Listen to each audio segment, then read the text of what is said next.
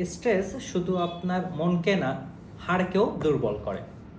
স্ট্রেসে আমাদের শরীরে কর্টিসল নামক এক ধরনের হরমোন রিলিজ হয়। এই কর্টিসল হরমোন আমাদের শরীরের হাড়ের ফর্মেশন বা বোন ফর্মেশন কমিয়ে দেয় এবং বোনের যে ক্ষয় হয় সেই ক্ষয়ের স্পিডটা বাড়িয়ে দেয়। এছাড়া কর্টিসল আমাদের শরীরে ক্যালসিয়াম শোষণকে কমিয়ে দেয় এবং আমাদের যে সেক্স হরমোন টেস্টোস্টেরন এবং ইস্ট্রোজেন আছে সেটার একটা ইমব্যালেন্স তৈরি করে। এবং এই সেক্স হরমোন বা টেস্টোস্টেরন, ইস্ট্রোজেন এই দুইটা হরমোনই আমাদের শরীরের বোন ফর্মেশন বা বোন স্ট্রেংথেনিংয়ের জন্য খুবই দরকারি।